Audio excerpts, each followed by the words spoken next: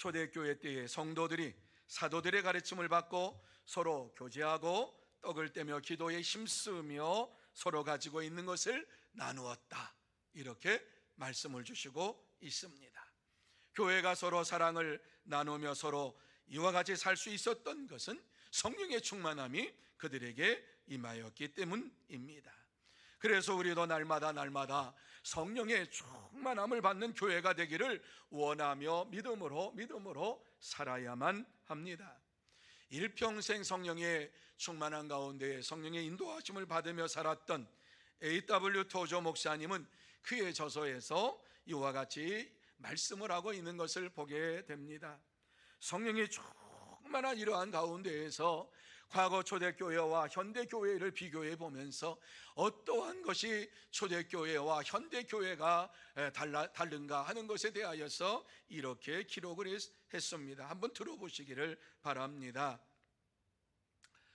오늘날 교회에서는 성령님이 떠나신다 해도 우리들이 하는 일의 대부분은 계속될 것이고 아무도 무슨 변화가 생겼는지를 눈치채지 못할 것이다. 그렇지만 초대교회에서 성령을 제외시킨다면 그들이 하는 일은 거의 대부분 중단될 것이고 누구나 그 차이를 직감하게 될 것이다, 이렇게 기록을 했어요. 초대교회와 현대교회의 이러한 문제가, 차이점이 무엇인가 하는 것을 말씀하고 있는데, 초대교회는 성령의 인도하심을 받으면서 이와 같이 모든 문제를 기도하면서 나갔다는 것이지요. 그런데 현대교회는 어떠한 것이 있느냐? 성령의 충만함을 받지 못하고 이와 같이 기도하는 삶이 사라지니까 하나님의 말씀대로 순종하는 이러한 일이 점점점 없어진다는 말씀이에요. 여러분, 오늘날 많은 교회가 성령의 충만함과 성령의 거룩한 인도하심을 받으면서도 이 두 개를 별개로 생각하면서 살아가고 있는 모습을 우리는 보게 되는 것이지요. 성령의 충만함을 받기를 원하고 성령의 충만한 가운데 거하기를 원하면서 우리가 모든 주의 일을 해 나갑니다. 그런데 어떻습니까? 성령을 위원회로 대치를 시키고 또한 하나님의 능력을 프로그램으로 대치를 시켜가지고 하나님의 능력과 성령의 역사하심을 바라는 것이 아니라 우리가 계획하고 우리가 원하는 방향으로 모든 것을 이끌고 나가려고 하는 것이 현대의 교회입니다. 여러분, 한번 여전도의 원래 재직회를 한번 생각해 볼까요? 우리가 이러한 재직회를 한다든가 여전도의 원례를 한다든가 할 때에 기도로 시작하고 예배로 시작하고 찬송으로 하고 말씀을 보고 축도로 마칩니다. 하지만 회의 시간에는 하나님의 성령의 인도하심을 받으면서 회의를 하는 것이 아니라 계획하고 내가 원하고 바라는 이러한 것에 대하여서 중점적으로 그것을 생각하면서 논의합니다. 하나님의 임재와 성령의 역사하심을 구하지를 않을 때가 많습니다. 이 시간 본문을 보면서 성령으로 충만한 초대교회는 어떤 교회였는가를 함께 나누며 은혜 받는 시간이 되기를 원합니다. 자, 그러면 성령으로 충만한 초대교회는 어떤 교회였는가? 제일 먼저 우리에게 말씀해 주고 있는 것이 진리의 가르침을 받는 교회였다, 하나님의 말씀의 가르침을 받는 교회였다, 이렇게 우리에게 말씀해 주고 있습니다. 자, 42절 말씀 우리 같이 한번 한 목소리로 읽습니다. 42절 말씀입니다. 같이 읽습니다. 시작. 그들이 사도의 가르침을 받아 서로 교제하고 떡을 떼며 오로지 기도하기를 힘쓰니라.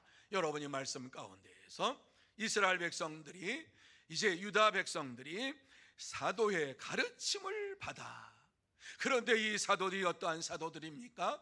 성령의 충만함을 받고 이제 예수 그리스도의 부활하심을 보고서 성령 충만함을 받고 새롭게 변화된 이러한 사도들이 가르침을 받았다. 여러분, 사도의 가르침이 어떠한 것입니까? 예수님께서 사도들에게 가르쳤던 천국 복음에 대하여서 가르쳤다라고 하는 말씀이지요. 이 말씀을 가르치고 그 가르침을 받을 때에 서로 교제하고 떡을 떼며 오로지 기도하기를 힘쓰니라. 예루살렘 교회에 어떻게 성령의 충만함이 임하였는가 하는 것을 우리에게 말씀해 주고 있는데, 제일 중요한 말씀의 가르침을 받았다, 이 말씀을 주시고 있어요. 그리고 그 다음에 교제하고 떡을 떼고 기도했다라고 말씀을 하고 있는 것이지요. 그렇습니다. 성령의 충만함을 받은 이러한 성도들에게 가장 중요한 것이 무엇이냐? 날마다 성령의 충만한 가운데 살기 위해서 하나님의 말씀의 가르침을 받는 것이 무엇보다도 중요하다고 말씀해 주고 있습니다. 여러분이 이렇게 말씀해, 우리가 가르침을 받고 깨달을 때에 어떻게 깨달을 수가 있습니까? 우리의 힘으로 능으로 깨달은 것이 아니라 성령의 역사하심을 통해서 이 말씀을 깨닫게 되는 것이지요. 그래서 이 사실을 요한복음 16장 13절 말씀에 이렇게 말씀하고 있지요. 자, 여러분만 읽습니다. 시작.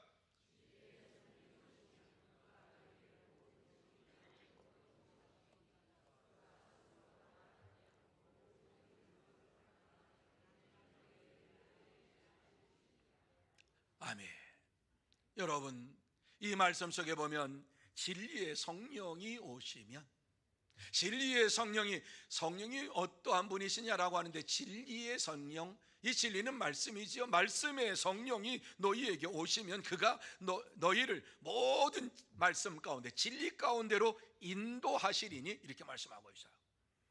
우리를 진리 가운데로 인도하시고 말씀 가운데로 인도하시고 깨닫게 하시는 분이 누구시냐? 성령님이라고 말씀합니다. 그래서 성령님께서는 스스로 말하는 것이 아니라 예수님께서 이와 같이 말씀하시는 것을 너희에게 알릴 것이다, 이렇게 우리에게 말씀을 해주고 있는 것을 보게 됩니다. 그렇습니다. 사도들의 가르침을 받음으로 인하여서 초대교회 성도들은 성령의 충만한 가운데에서 말씀을 배우고 그 가운데에서 하나님 앞에 영광을 돌리는 삶을 살았습니다. 그런데 많은 사람이 성령의 충만함을 받기를 원하면서도 성령의 충만한 가운데 거하는 삶을 살기를 원하지 않고 사는 것을 많이 봅니다. 물론 이와 같이 성령의 충만함을 받기를 원하면서 오늘 이 말씀 속에 보면 무엇보다도 중요한 것이 말씀의 가르침을 받으며 그랬어요. 말씀을 잘 들어야 될 것을 말씀하고 있어요. 그 다음에 이제 교제하고 나누고 기도하는 일에 전념하는 것, 이것이 굉장히 중요한 일이다. 말씀을 잘 배우는, 여기에서부터 성령의 충만한 역사가 우리의 심령 속에 임할 것을 말씀해 주고 있습니다. 그렇습니다. 성령의 충만한 이러한 사도들의 복음 증거를 듣고 그들이 전하는 이러한 말씀을 듣고 서로 교제하고 기도할 때에 놀라운 역사가 임하게 되었습니다. 그런데요, 이러한 놀라운 역사가 우리 한국교회 기독교 역사 속에는 수도 없이 많이 나타나 있습니다. 여러분, 1907년도에 우리나라에 성령의 역사하심이 강하게 임한 이러한 사건을 우리는 평양대부흥 운동이라고 이렇게 얘기를 하지요. 1907년에 일어났던 평양대부흥 운동은 어떻게 일어났습니까? 장대현 교회에서 사경회를 시작을 했어요. 그래서 하나님의 말씀을 배우고자 하는 이러한 많은 사람들이 사경회에 찾아와 가지고 말씀을 배우게 되었는데, 요새 부흥회처럼 2박 3일이 아니라 보름간, 한 달간 이렇게 하는 것이 그 당시에 사경회였어요. 그러니까 모든 것을 중단을 하고 이제 은혜 받기를 원하는 이런 간절한 마음을 가지고 교회에서 자기가 먹을 양식을 다 싸들고 와가지고 이와 같이 숙식을 하면서 밤을 새워가면서 하나님 앞에 예배를 드리고 아침 저녁으로 이 집회에 참석하여서 하나님 앞에 은혜를 받았어요. 그 사경회를 통해서 성령의 역사하심이 강하게 임하게 되었지요. 말씀을 듣는 가운데에 자신의 잘못을 깨달았어요. 하나님 앞에 온전히 살지 못하고 지난 한 주간 동안, 아니 그동안 하나님의 뜻대로 말씀대로 순종하지 못한 것이 깨달아졌어요. 그래서 어떠한 사람은 자기가 거짓말을 한 것, 성수주의를 지키지 못했던 것, 헌금을 온전히 하지 못했던 것, 그리고 다른 이러한 친구의 재산을 탈취했던 것, 이런 것을 가지고 끙끙 앓면서 살아가는데 그때 막 다 쏟아지기 시작했어요. 회개의 영이 그들의 심령 속에 들어가서 잘못된 것을 막 하나님 앞에 눈물로 회개하는 역사가 일어나게 된 것이에요. 하나님의 말씀에 찔림을 받음으로 인하여서 성령의 충만함이 그들에게 임하니까 회개의 영, 회개하는 시간을 갖게 되었고, 회개함으로 인하여서 통해 자복하는 이러한 은혜의 시간, 그러면서 하나님의 능력이 이 장대현 교회의 중심으로 해서 퍼져나가기를 시작을 했어요. 놀라운 사실은 평양의 미션 스쿨에서 새학기를 맞이하면 한두 주간 부흥회를 했는데, 예전에는 그저 부흥회를 했어요. 그런데 사경회를 하면서 이때의 성령 충만함이 그 어린 아이들에게, 중고등부 이런 아이들에게 임했던 것이에요. 이 사실을 베어드 선교사 부인 되시는 분이 이제 선교본부에다가 편지를 보내면서 이렇게 편지를 썼어요. 한번 들어보시기를 바랍니다. 매일 오후 4시에 집회가 시작되었다. 이런 집회는 누군가의 지도를 받아서 된 일이 절대로 아니었다. 말씀을 듣고 모든 학생이 머리를 손으로 쥐어받고 강단 바닥을 내리치면서 때로는 문자 그대로 심적 고통으로 인하여 축 늘어지기도 하였으며, 더 이상 견딜 수 없을 때에는 나오는 신음소리를 내기도 하였으며, 일어서서 끔찍한 울음소리를 내기도 하였으며, 죄에 대한 고백을 쏟아내기도 하였다. 이러한 죄의 고백까지 다 하다니 할 정도로 부끄러운 이러한 자신의 죄를 하나님 앞에서 회개하며 동의하며 자복하며 이와 같이 고백했다, 이렇게 보고를 했어요. 여러분, 교회가 성령의 충만함을 받으면은 제일 먼저 하나님의 말씀을 귀하게 여기고 자신의 죄를 회개하고 하나님의 말씀의 가르침을 받기를 원하면서 믿음으로 나아갑니다. 그럴 때에 교회가 교회다워지고 성도가 성도다워지게 되는 것이지요. 하나님의 말씀을 배우고 순종하는 일에 힘쓸 때에 놀라운 역사가 교회 안에 일어나게 될 줄로 믿습니다. 그렇습니다. 성령의 충만한 교회는 성령 충만한 교회가 될 수 있는 길은 오직 하나님의 말씀을 귀하게 여기고 그 말씀을 마음에 새기면서 날마다 말씀을 배우는 일을 힘써야만 합니다.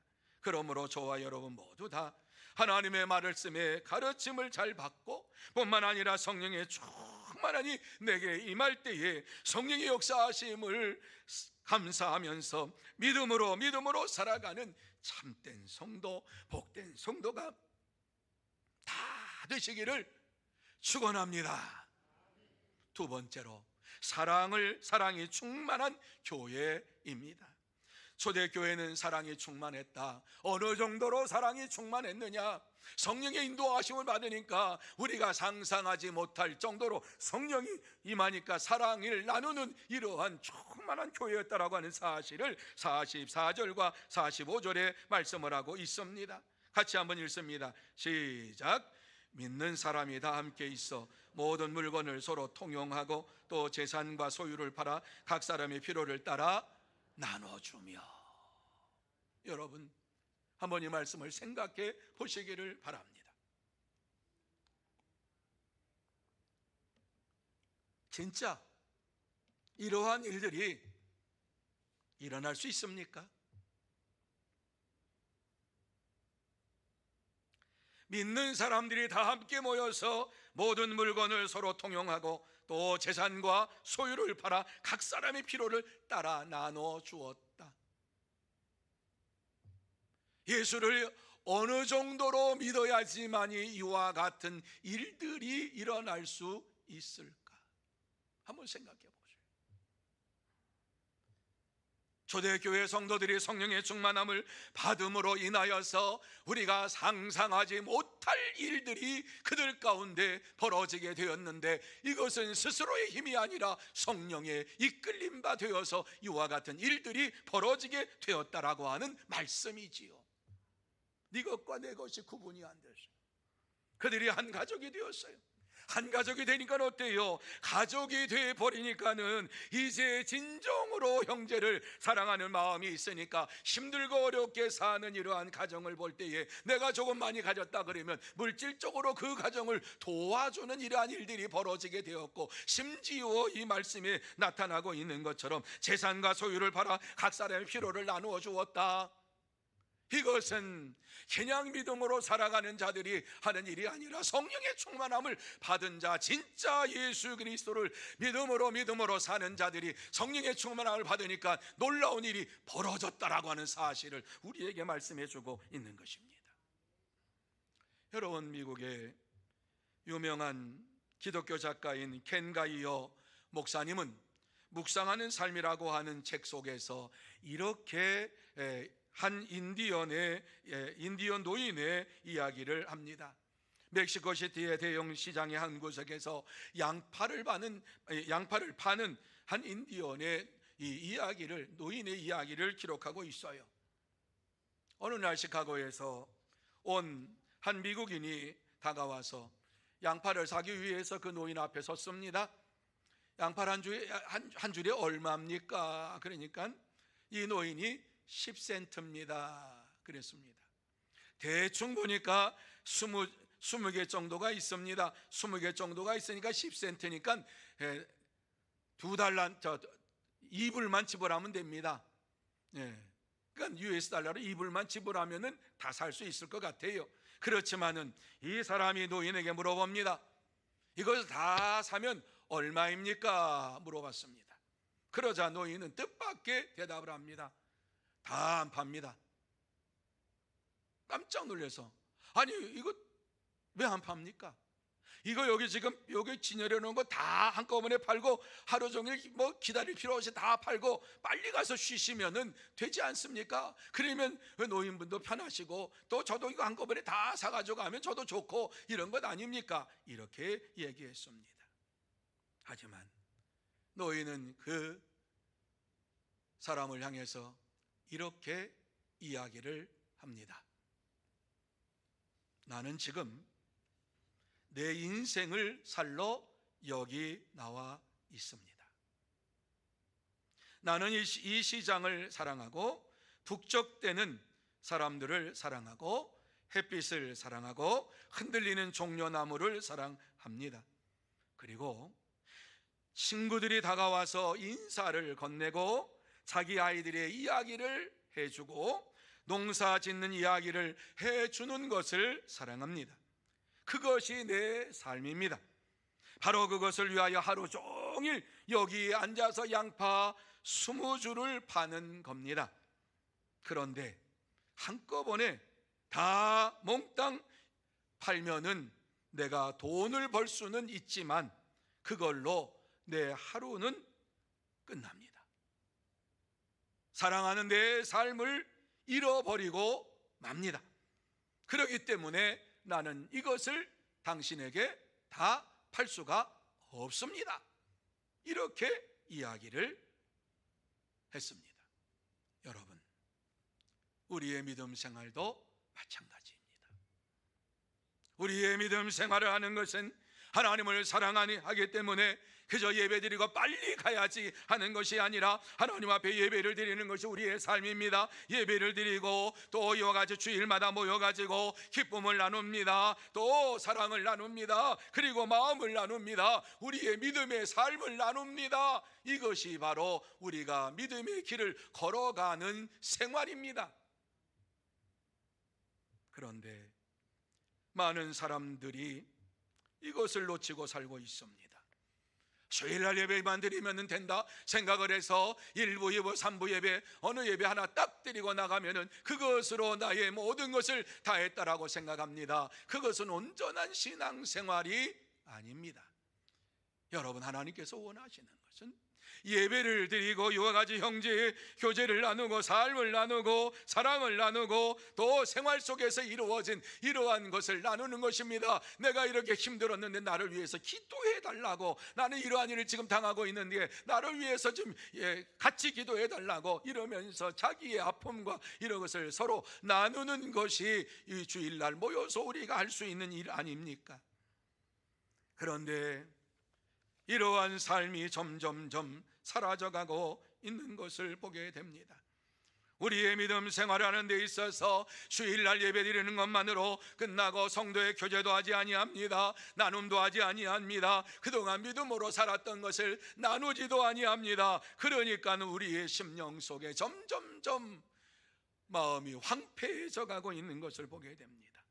하나님께서 오늘 이 자리에 저와 여러분을 불러주신 것은 이와 같이 믿음의 삶을 온전히 사는 자가 되라고 이와 같이 불러주신 줄로 믿습니다. 그리고 이 믿음의 삶을 삶으로 인하여서 이와 같이 하나님에 나와서 서로 교제하고 서로 나누고 아픔을 나누고 기쁨을 나누고 이 기도의 제목을 나누는 이것이 우리에게 주신 믿음의 삶이요 복된 삶인 줄로 믿습니다.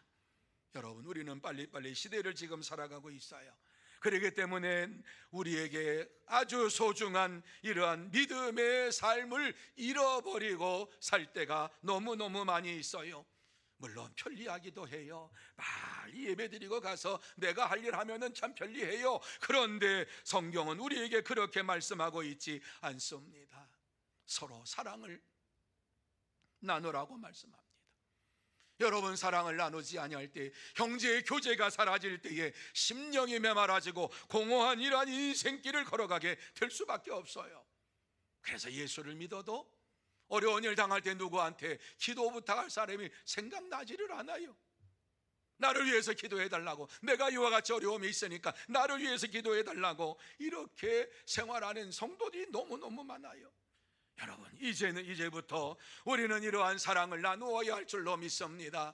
하나님에 대한 사랑을 나누고 형제의 사랑을 나누고 이웃에 대한 사랑을 나누어야 될 줄로 믿습니다. 그럴 때에 저와 여러분이 참된 성도의 삶을 살아가게 되는 것이지요. 그렇습니다. 성령의 충만함을 받고 하나님의 사랑과 형제의 사랑을 나누면서 또 내가 가지고 있는 이러한 물질과 달란트를 나누며 삶을 나눌 때에 참된 성도, 복된 성도가 될 줄로 믿습니다. 이러한 믿음의 삶을 사는 여러분들이 다 되시기를 축원합니다. 세 번째로, 많은 사람을 구원하는 교회였습니다. 여러분, 47절 말씀에 보면은 놀라운 말씀을 우리에게 주시고 있어요. 자, 47절 말씀 같이 한번 읽습니다. 시작. 하나님을 찬미하며 또 온 백성에게 칭송을 받으니 주께서 구원받는 사람을 날마다 더하게 하시니라. 날마다 더하게 하시니라. 마음에 새겨 넣으시기를 바랍니다. 여러분, 초대교회는 칭찬받는 교회였다. 초대교회는, 여러분이 이 말씀 42절 전에는 3,000명이 이와 같이 세례를 받는 이러한 역사가 기록이 되어 있는 것을 보게 됩니다. 41절에 보면은 베드로가 복음을 증거했을 때에 3,000명이 세례를 받았다, 이렇게 말씀을 해주고 있지요. 그러면서 그 다음 말씀이 이 말씀이지요. 그런데 이 말씀 가운데 보면은요, 정말 점점점 구원받는 백성들이 많아졌다. 하나님을 찬미하고, 이 찬미라고 하는 것은 찬양하고 그 말이 아니라 하나님 앞에 경배하며, 이 말씀이에요. 온 백성 경배를, 하나님 앞에 온전한 예배를 드리고 온전한 경배를 하니까 세상 사람들도 칭찬하는 교회가 되었다.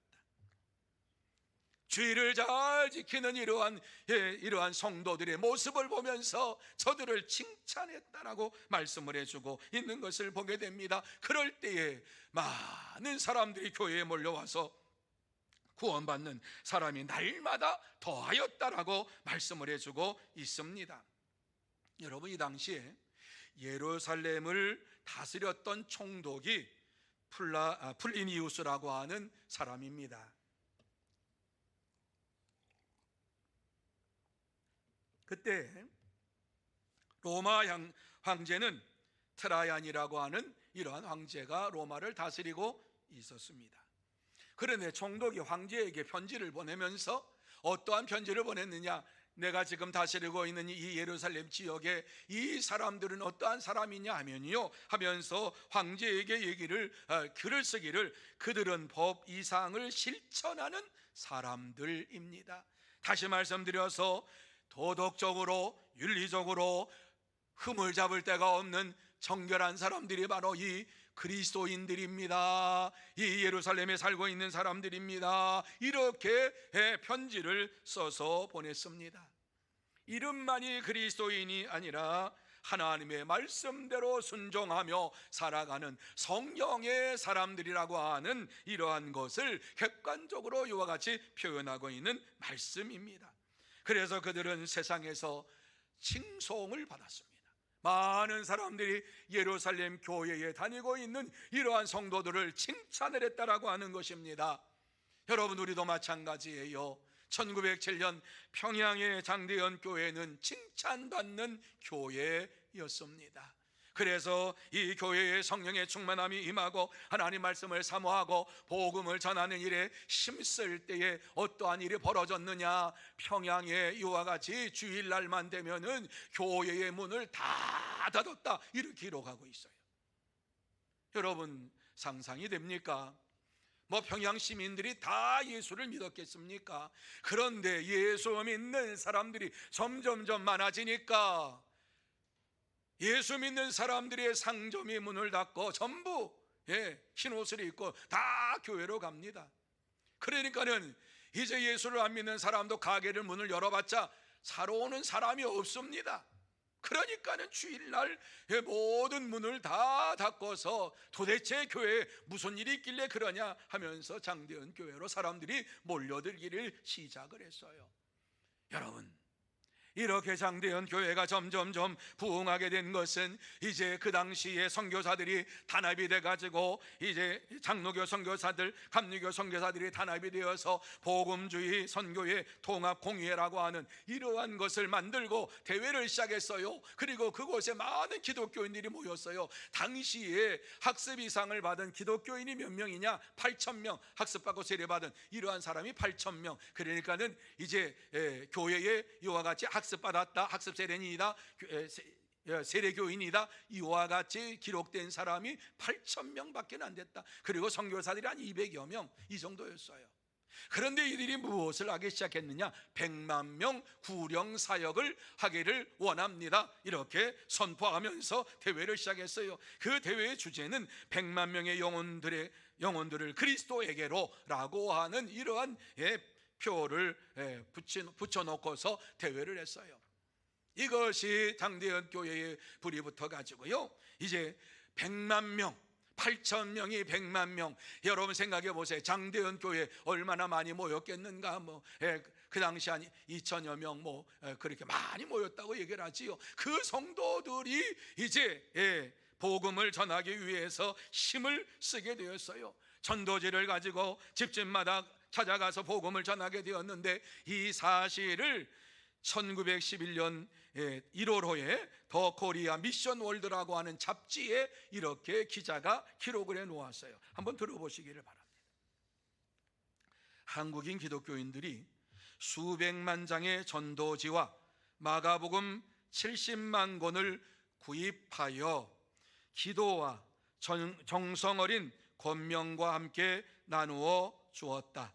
한국의 거의 모든 가정을 찾아갔으며 수천 명의 한국인들이 이 사역을 위하여 기도하는데 전념하고 있다, 이렇게 기록을 하고 있습니다. 여러분, 오늘 이 말씀에 우리가 이러한 당시에 이와 같이 얼마나 기독교인들의 열심이 있었는가 하는 것을 여기에 기록해 놓고 있지요. 수백만 장의 전도지와 마가복음 70만 권을 구입하여. 당시에 사람들이 우리보다 더 잘 살았을까요? 저는 그렇게 생각하지 않아요. 당시에 그리스도인들이 우리보다 잘 살았을까요? 아니요, 우리보다 더 못 살았겠지요. 그럼에도 불구하고 이 말씀에 보면은 복음을 어떻게 전해야 할 것인가를 생각하면서 수백만 장의 전도지를 구입해서 전했다. 거저 준 게 아니에요.